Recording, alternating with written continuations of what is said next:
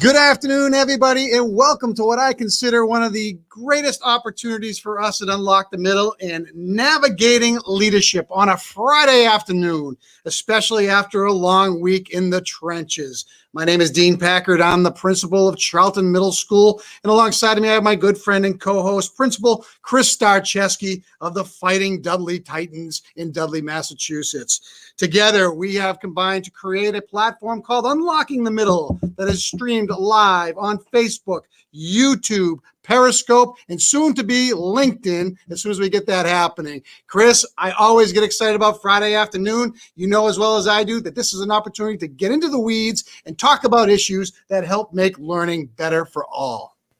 Well, man, great intro, Dean. I'm fired up to get rolling on our Navigating Leadership episode today. Today is all about supports and navigating this environment that we're in. And we're going to go ahead and have some great discussion with our two guests today. Let's just not waste any time and let's go ahead and get this underway. What do you say? I say let's do it. Okay, we're getting coverage from the Midwest and down in the great state of Texas. So let's do it on both ends. So why don't we bring them both in? Chris, you take the introductions. We'll start with Sara. All right.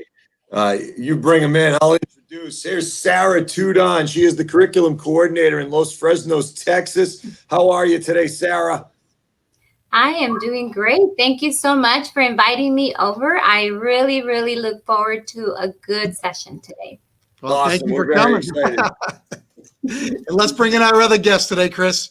You got it, man. Here's Dr. Dorean Dow. She's the Assistant Superintendent of Curriculum, Instruction, and Assessment in DeSoto, number 73 out of Missouri. How are you, Dr. Dow? Fantastic, Chris. Dean, hello. Sara, it's so nice to see you. Thank you so much for having me here today. Well, I'll tell you what, you guys both fit in directly on where we're going today because we're taking a left turn and a pivot. And I hate to use that word pivot because we've used it so many times since the start of this school year. But we're really going to look through the lens of curriculum and what that looks like from a COVID-19 perspective. So welcome both you guys, and we're glad you're here today. And the conversation is going to be free flowing. So let's start off, if we could, a little bit. Doreen, tell us where you're from and in the school district that you represent. My name is Dorean Dow. I'm from the DeSoto 73 School District here in DeSoto, Missouri. We're a middle-sized rural school. We're not too far away from St. Louis, about 45 minutes south of St. Louis, Missouri. But overall, it's a great little town, a great community, one that really cares for and values our students, and I'm happy to be a part of it. Awesome, great. Sara, take it over. Awesome. Well, my name is Sara Tudon, and I work at Los Fresnos CISD. We are down in deep South Texas. We are about 30 minutes with the border from Mexico and 20 minutes from South Padre. So that's a plus here. We are located between two, bigger cities than we are. We're a very small town, small district, but we do have over 10,000 students in the district. And so we're very, very happy to have the district that we have. Very, very, very many recognitions from the state and national recognitions as well. So we're very proud of what our teachers and students do here in the district. Well, that's fantastic. I can see the pride embedded in both of your deliveries there, so which is great for your kids and your schools. So I'm just going to jump into the first question, Chris, if we could. Let's just talk about curriculum and shifts in curriculum since COVID-19 came out. Chris and I do a lot of work with our instructional teams, and we talk about pacing maps and how to figure out what power standards are important. But from your perspective and your lens, and we're going to start off with Sara. Sara, talk about how curriculum has shifted thanks to COVID-19, especially knowing that we have hybrid, we have remote, we have in-person half day. It's all over the place. So what does that look like through your lens? Well, we know that in our district, and I'll speak for our district, we do have some very traditional, we used to have very traditional methods of delivery, very, very little technology implementation. As a matter of fact, that was a goal that almost every teacher had in the district, to incorporate more technology in their instruction. And now it's kind of like forced, so they're having to go through, we had to shift gears very, very quickly. And only 30% of our students had access to technology. And if you're looking at a 10,000 plus population, that's very few kids. So we had to fill in 70% more, and getting teachers technology was hard for us as well. However, we understood that, that was a need. And so we had to shift from the traditional paper print copies all the way down to, okay, now what are we going to implement into our curriculum? So we quickly had to get scope and sequences aligned. Everything had to change and shift. And so it was very difficult to start, but now we can see teachers are asking for more. They're asking for more technology training.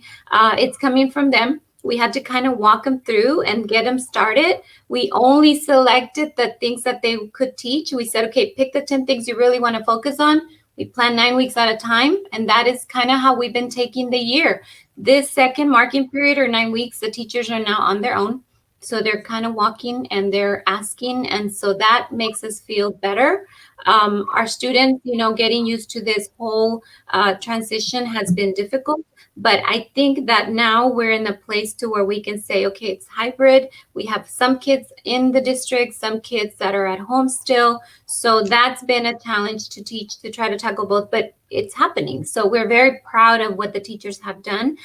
Parents have been very supportive. And so we have been offering many, many opportunities, not just for teachers, not just for students. We've also involved a lot of parents as well. So again, it's been a challenge, but I think we have done very well in overcoming some of those things. We're not 100% there. I don't think anybody is, but we do feel that we are at least 50% better than what we started at the beginning of the school year. Doreen? That's awesome, Sarah. I think you and I probably, even though the sizes and locations of our schools are very different, I think we probably are facing the same things, because I think the one thing that we've learned about through this process is that teaching is teaching, standards are standards, curriculum is curriculum. And it really, the only thing is how we get to our students and how we connect and we deliver that. And that is different. But with a strong foundation and pedagogy, a strong understanding of your power standards, I loved hearing that focus that you talked about. And then truly understanding the learning progression, so you can identify very quickly and efficiently when your kids are missing some background information. I'm not sure about what happened down in Texas, but we closed schools in March. And so I hadn't seen kids until August. And there are some kids who haven't been on site at all this year. And so even, down to the bare bones of building relationships with these kids, which, are essential to access to the curriculum, identifying, and I know we're going to talk a little later about, how do you identify what your kids are missing, identifying those gaps and making sure that you're being proactive and scaffolding and accelerating those learning opportunities. So every kid, regardless of technology access, still has access to the content and can make sure that they can enter the conversation at the same pace that they would have in a seated class or as their peers. And what we're finding is our standards are still our standards. Our curriculum is still our curriculum. Our resources are still our resources, but we're having to go at the access to that in a completely different way now. And like you said, Sarah, we're really proud of what our teachers are able to do, because that's what teachers do, right? Like they come in and they do it, they do the job. And so we've been very pleased with the way that they've accepted that challenge. We're on site 4 days a week. Our kids are remote on one day, but we also offered the same opportunity that Sarah mentioned, where we have kids who chose a full virtual option. And so our teachers have just had to kind of migrate things back and forth from seated to off-site, and then to a full remote or asynchronous kind of approach. But what it really comes down to is that it's the pedagogy that helps them get to it. I love that you said meet them where they are, because I tell you what, during a time like this, if you don't do that, the gaps will be insurmountable. So absolutely. And those totally gaps, compound. And so if you don't have a strong understanding of the progression of the concept, know what your clear purpose is and where your students are entering the conversation, that doesn't just automatically make it accessible to them. You have to be very strategic and deliberate in the way that you get them into it. Mm-hmm. Yes. As I'm sitting here listening to you, I'm happy to hear that we followed a very similar path. We looked at 6-week chunks of curriculum planning, around those power standards, and looking into identifying opportunities for those common assessment questions as opposed to common assessments, so teachers could really influence their unique style and adapt to the instructional environment, but bring back those assessment questions to ensure that we were on pace. Benchmarking through, the use of our district's program, IXL, using the diagnostic component to that, helping us identify and flag our students, identifying any gaps from last March through early, October into November. We're finding pleasantly in that data that the kids really didn't have a heck of a lot of regression overall. There were some that had significant gaps. However, most kids seem to be responding in a very positive manner. And I think that's an attribute to our teachers with how they had great forethought at identifying some power standards from the previous grade and how those linked into the current grade standards and identified those as power standard kind of linkage and started teaching in that manner to ensure that kids got their gaps kind of filled and, so we can move forward in a positive way. I know one thing Dr. Dow said that kind of resonates with me is that relationships and connections with teachers with kids, because you can't teach until you make those connections. And the master teacher does that on a daily basis.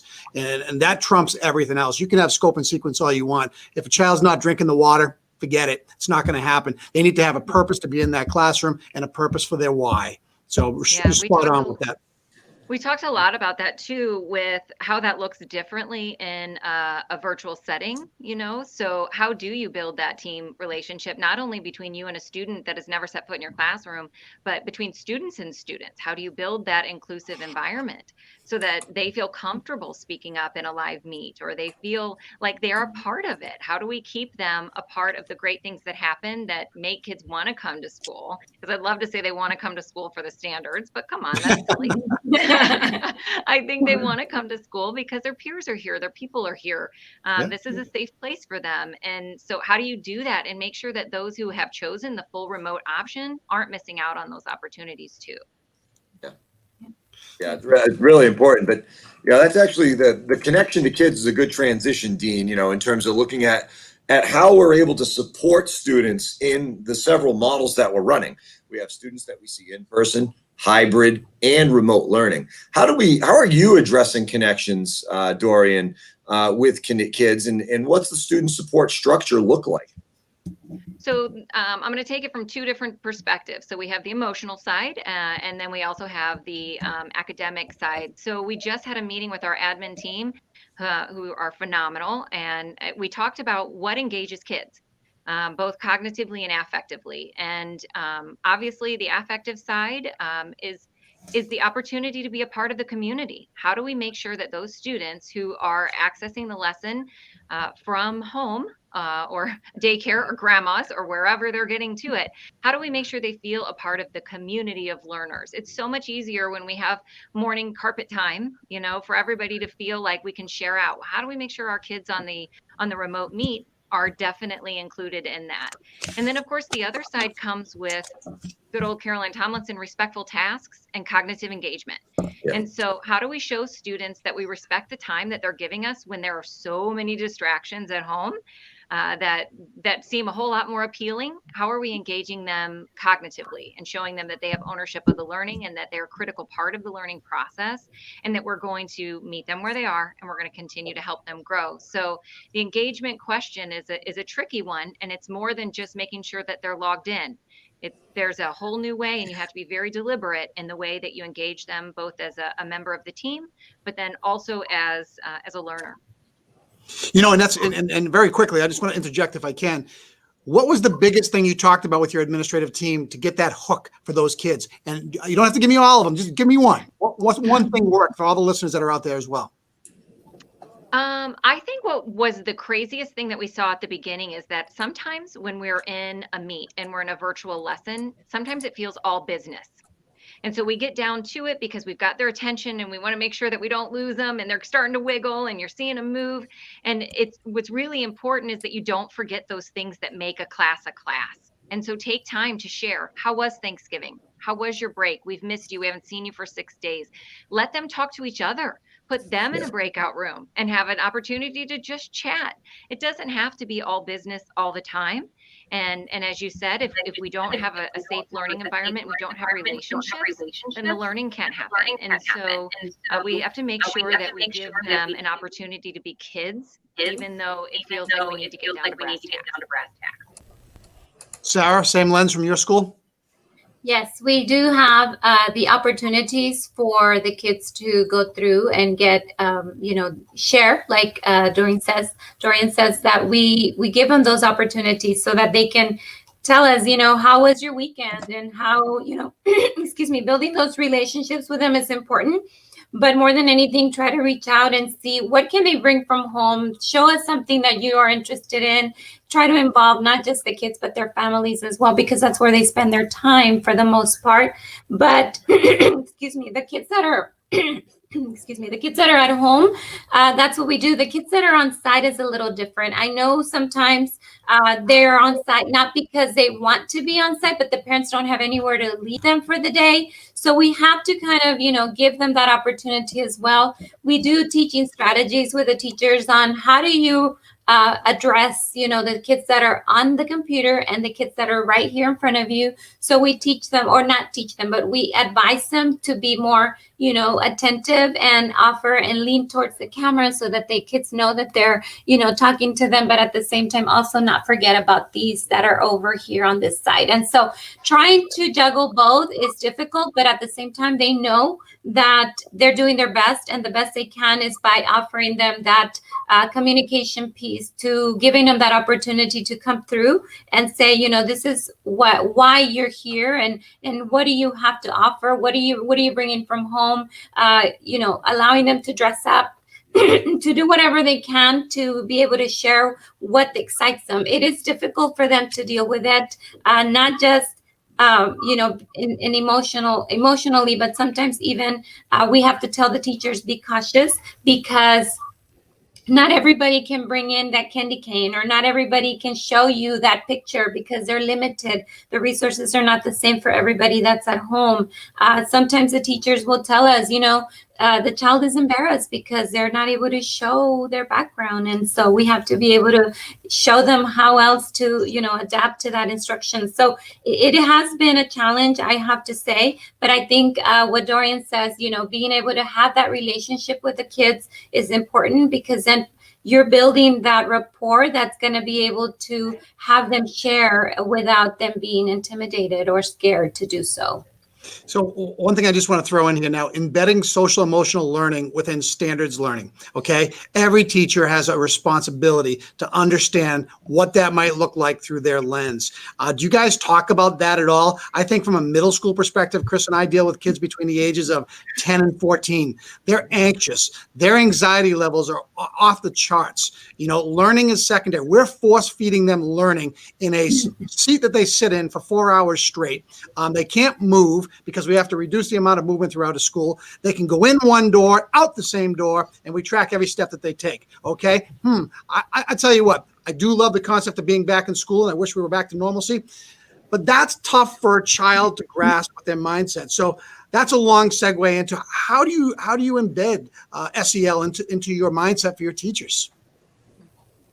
I think, I think what Chris said about resilience and not being as far behind as we thought, I think half the time the kids are the ones who are helping us with that. Yeah. So there's nothing more heartwarming than when a kid, because Sarah, we're the same way. We've got seated and virtual happening at the same time.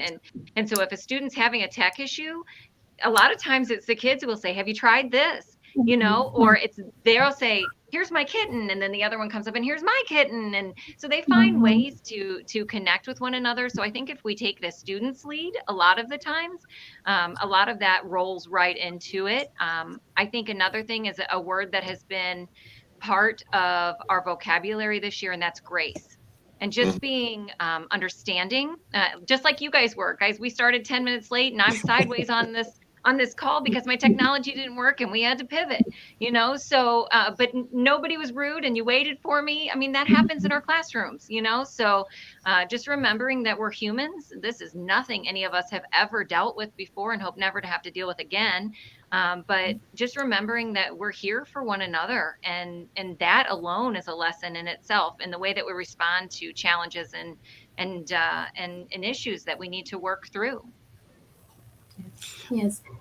Yeah. And we pretty much offer the same, we offer the same, the opportunities for them to communicate with not just teachers, but the counselors also. They go through and they help them out a little, within the classrooms. They'll pull out a couple of the kids and just talk to them about how they're feeling. And sometimes in the classroom it's hard, but we also remind the teachers, like you said, our word too has been flexibility. We have been very, very much about, okay, if they don't turn in the assignment that day, it doesn't mean that they're not, that they're being irresponsible. It's just that maybe their connection fell or whatever it is that had to happen. So we have to be very understanding, very flexible, and more than anything, if the teacher is able to communicate with a child, then that teacher knows that just because they're not face to face, they're still able to know more about the kid, the child. Sometimes our teachers do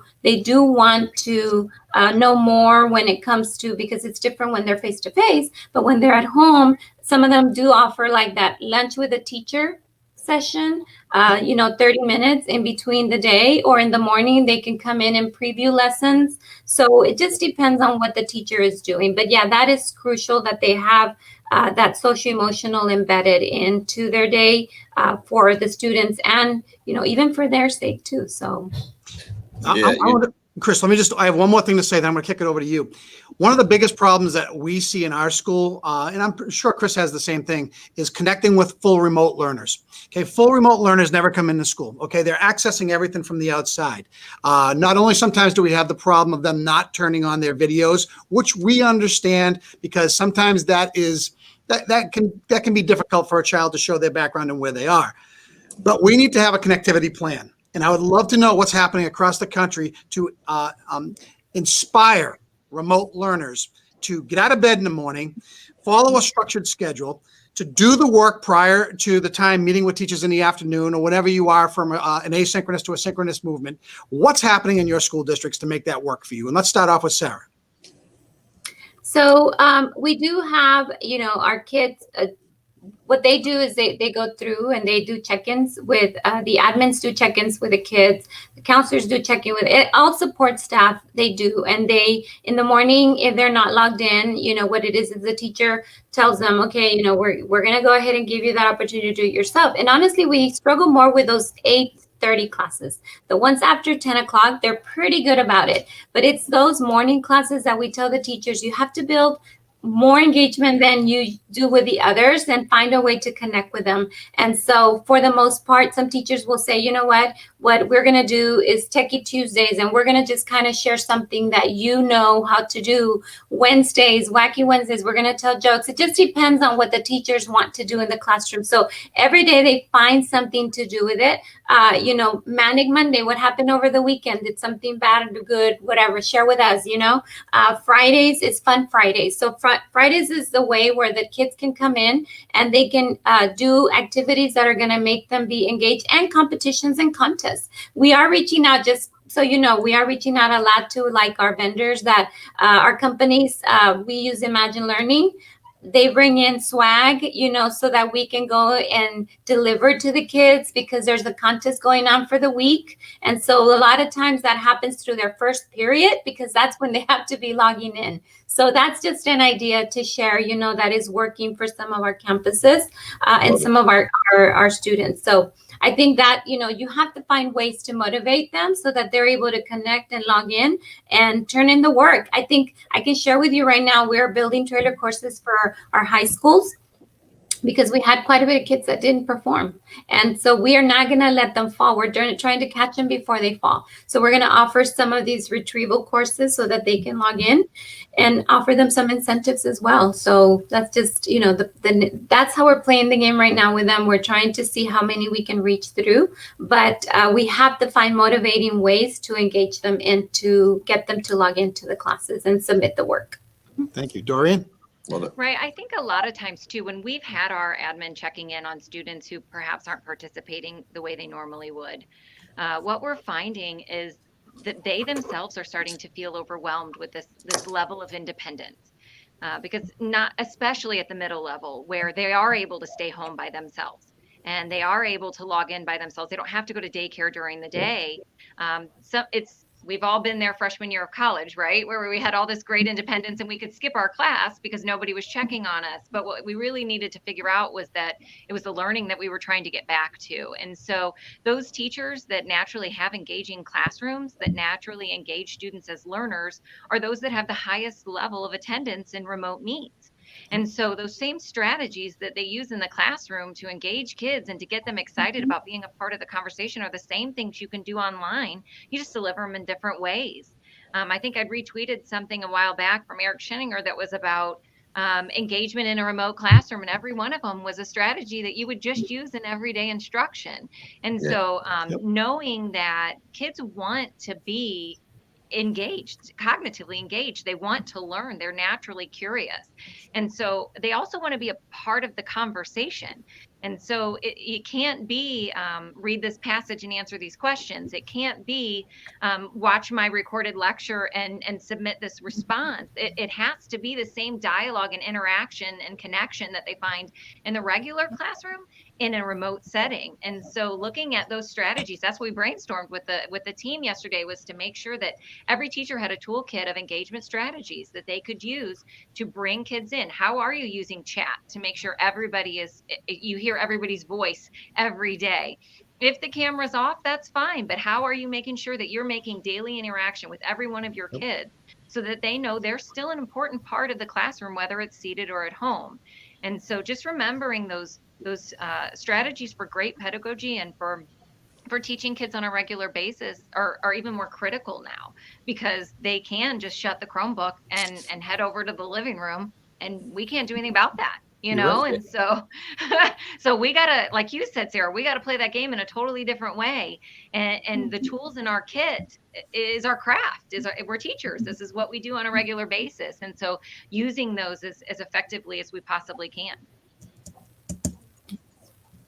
You know, when it comes down to curriculum and instruction and social emotional connection, it's all woven together. I'm really curious to hear a little bit about what you're each doing to progress monitor and provide feedback to kids that's designed to really prepare them, you know, as we always do, for moving forward, either be it next grade, be it graduation, be it achieving a goal of getting into algebra in the 8th grade, whatever that is. What's the progress monitoring system you're using? Are you utilizing grades as leverage or as feedback mechanisms? And how's the conversation transpired with faculty and staff around the idea that perhaps grades aren't the most important focus right now? I think more than ever, ongoing formative assessment and feedback loops are more important. So we do our benchmarking, we do our thrice a year benchmarking, and that's great for an overarching view at the district level, but really where the rubber meets the road is in the classroom. And so are you pre-assessing for missing information or missing concepts or background skills? And again, this is just what good teachers do. It's just absolutely critical that we do it now. So prior to introducing grade level content that you worry they might have missed a piece back in March that they might need now, a short pre-assessment, a short quick question just to find out where are you walking into this new learning, and then putting proactive scaffolds in place so that students can enter it. Your guest on and I apologize, I've forgotten her name, so feel free to shout her out, on the November 29th session you had about inclusivity. Maggie Faye? Yes, she did a fantastic job. That was a great session. I think the thing that is so important for me is that inclusivity is beyond the welcome at the door, and is beyond special education, and is beyond mixing, you know, different cohorts of students. Inclusivity goes all the way down to the lesson of the day. And does every student have equitable access to that learning? And does everybody have an opportunity to enter the conversation on a similar level to their peers? And so I think when we talk about progress monitoring, it's really knowing what's my purpose for today's learning, and where are my students in relation to that purpose based on my formative assessment, and what am I going to do to make sure that they have a scaffold so that they can be back on track and we can continue to moving forward, because as we said earlier, those gaps only compound. And how am I going to empower the teacher to take the risk to do all those things? That's the leadership side of things. So Yeah, you're right. Absolutely. Well, and I think it goes back to your toolkit. It goes back to your craft. It goes back to knowing what is good teaching. So I'm listening to Bill Nye's Everything All at Once, and that's kind of how I describe teaching. Teaching is everything all at once. Like you have to know that kid, that lesson, that learning progression, everybody's placement along that. And you're right, it's a lot. It is everything all at once. And that can be very overwhelming. But the more that we study pedagogy, the more that we understand the nuances of instruction and how to effectively deliver it, the rest will fall into place with the support of our relationships and our culture. So we give them reflective feedback. We ask our teachers to give them something that the kids can take back and reflect upon. Yes, we know that assessments are important. We know that state testings are going to happen. We have actually Texas is testing next week already for English at the high school level. And so, and they're going to do testing, and the kids, believe it or not, they have to be on site if they want to take the assessment.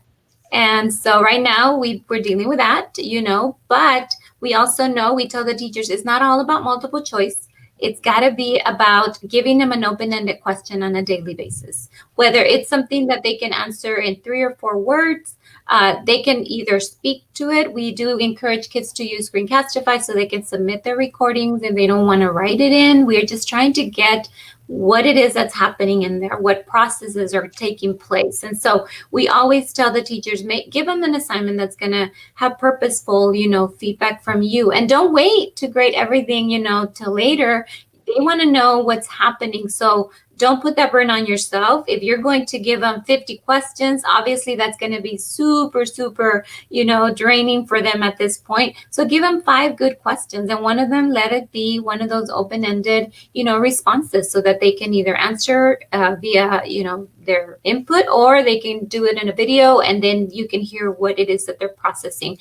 Another thing we do also every day, closure. Closure has to happen at the end of every lesson. It doesn't matter what it is, whether it's reviewing something, dealing with the concepts that they learn, or something just, in general, where they need to hear from the students how they're feeling, or what it is that they're going to be doing the next day, or give me a summary of what happened today, or what is upcoming if they give them the weekly tasks, So everything, progress monitoring, it takes place. It's not the same, obviously, as if they were face-to-face, but they have to find ways of doing this without burdening the students. And so, yes, encouraging them to reflect on what they're doing and what it is that they're going to be doing moving forward, not just focus on daily assessments or, weekly tests, because to us, yes, that is important. But at the same time, like I said, are we ready for next week's test?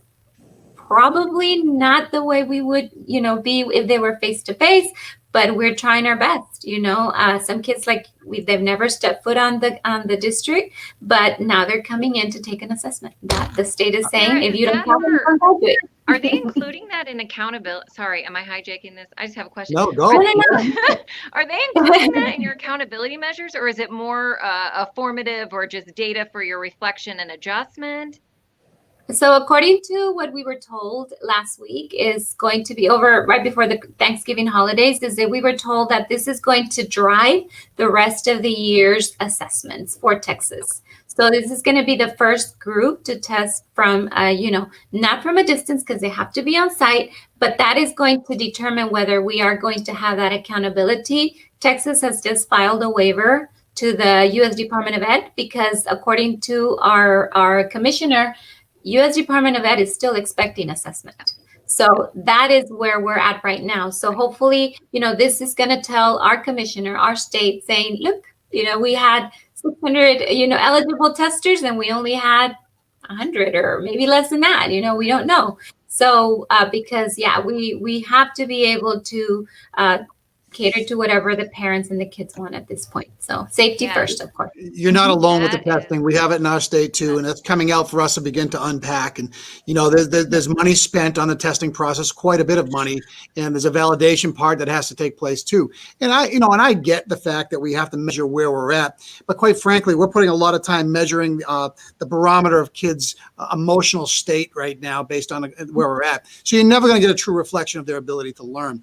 And I get it. We're in public education. Those things do have to happen, but it's very difficult to roll out at times. That's all I'll say about that. Hey, we've done a lot of talk about supporting struggling kids. There's one aspect here that we haven't spoken about, and we can use it as a closer. What are we doing for the kids who need more? What about the kids who are really on a level, on a trajectory that is just off the charts, and now they're being pulled back because we can't give them what they want? What does that look like in your school? Dorean, let's start with you. Yeah, I actually think, okay, so I'm a silver lining kind of girl. So I'm always looking for, what can we grow from with this? And while COVID has been a disruptor in many ways, it can be a positive disruptor for these students, because I think a lot more teachers are looking to alternative delivery and assessment methods, such as project-based learning, such as choice projects, such as menus and different options and differentiation as far as voice and choice go. And so I think that this has actually been an opportunity for teachers to just rethink maybe some of the shackles we put on ourselves, and how can we just loosen up about learning? How can we look at the alternatives, and how can we have fun with this? And I think that's when students who have mastered the grade level concepts and are ready to go higher, that's when they really can thrive. And so opportunities for just a little more student direction in the way that they accomplish the tasks provided by the teachers. And I think that that's when we really can see how far they can go, because a lot of times those measures are measures of a ceiling, and so it doesn't necessarily allow us to see how high they can go. We know they can hit the mark, but how high could they have gone? And so this is an opportunity where we can rethink that, because we talk about our assessments, and Sarah, I'm glad that you'd mentioned that open-ended, because one of the biggest changes that we had to think about was what to do when we can't proctor. Right? Like, how do we make sure they aren't cheating? Right? Well, it's like, don't give them something Google. Like, the assignment can't be Googleable. And so thinking that way about not just our assessments, but also the activities we do in class. How can we open up the doors and let the kids just, come and go as they need to into the learning process, and take it and make it their own? And I think that's when kids who are ready to soar can really show us what they can do. Sarah? Sure.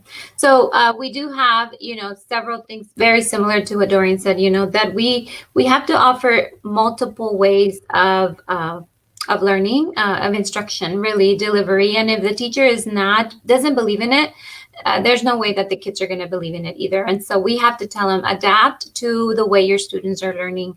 We cannot necessarily carry whatever we used to do before, obviously, but we do have to offer them ways to be more engaged, whether that means you taking a break, a mental break, because we have to include some of those, and not necessarily, giving them that 30-minute instruction block, because that's not going to work for these kids. I mean, and we talk about research and say, 16 minutes is all you have. So in between there, you got to give them some type of mental break. And so our teachers have had a very difficult time coming into, this whole instructional way, but they have now learned that it's going to be about making their lessons, their readings, everything has to be very relevant. And so that has to be built in. And we said, if you are having a math problem, include their names, include whatever you can so that they can be engaged in it. And so we always try to open those opportunities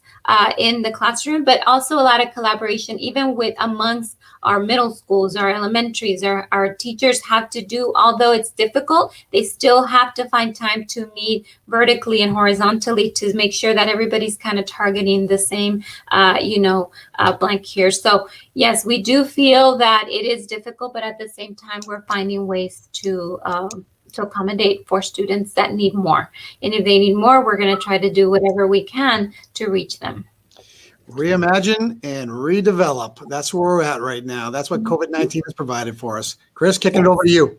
Hey, it totally has given us an opportunity. And Dorean, I think there are a lot of us in the field right now that are truly silver lining kind of people. I'm a firm believer in crisis as opportunity. And one of the biggest issues that Dean and I have faced is, we're in the same district, but we're two separate middle schools in two separate towns. So being able to bring our faculties and staffs together to move forward in proper steps has really allowed us to build a stronger connection with one another in philosophy and in belief, but also, you know, amongst our faculty and staff, them understanding that they're not in this alone. They're not on an island. And one of the things I just wanted to thank you for, as we're going to start to wrap up, is allowing us to bring your voices into, you know, kind of I guess in a way, a national audience, so folks can hear some of the challenges and struggles that they're facing. Solutions are being found in other areas, and the struggles are being validated. Everybody's going through the same problem. But our goal here with Unlock the Middle and through this Navigating Leadership platform is to be able to identify folks who can come together, put thoughts into the solution barrel, and generate ideas in order to be successful. So I wanted to thank you for joining us today. Everybody out there at Unlock the Middle Land, we'll be coming at you with a tremendous show on Sunday evening. But Dr. Dorean Dow, Sara Tudon, thank you so very much for being here for Navigating Leadership. Dean, have a lovely afternoon. Everybody out there, be well, be better, be kind, stay strong, and just keep chugging along. Have a great day, everybody. We'll see you. Thanks so much for having us.